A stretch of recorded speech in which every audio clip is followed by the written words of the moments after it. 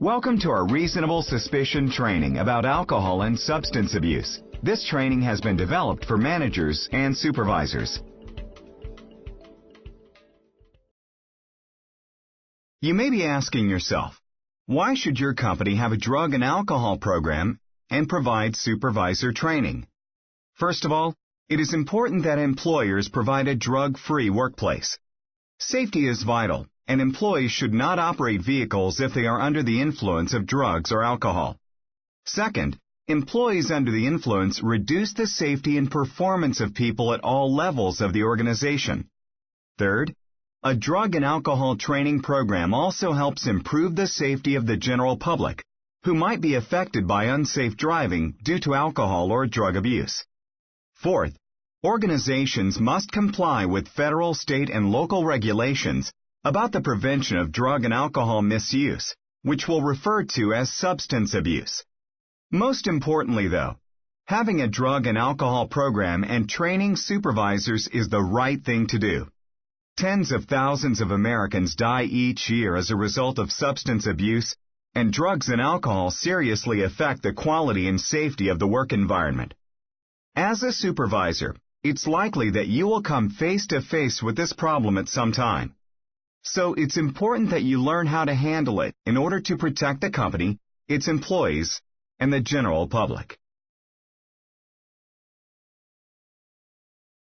By the end of this course, you'll be able to identify your company's responsibilities regarding substance abuse prevention, recognize the behaviors that violate Federal Motor Carrier Safety Administration, or FMCSA, drug and alcohol policies, list the steps for identifying employees who may be abusing a substance, explain what to do and what not to do during the process of identifying employees who may be abusing a substance, identify the indicators of substance abuse, and explain how safety and performance standards are enforced.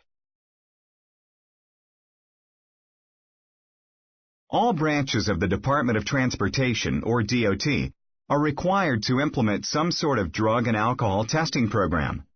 DOT branches include the Federal Aviation Administration, or FAA, and Federal Railroad Administration, or FRA.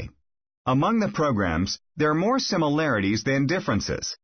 However, this course is specifically designed to cover requirements for drivers as specified by the DOT Federal Motor Carrier Safety Administration, or FMCSA.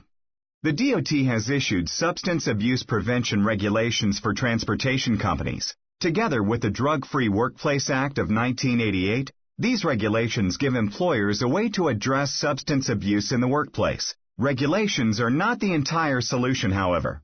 The real difference is made when carriers cooperate with the DOT by training their supervisors to identify substance abuse and implement the policies and procedures that allow them to confront substance abuse in the workplace.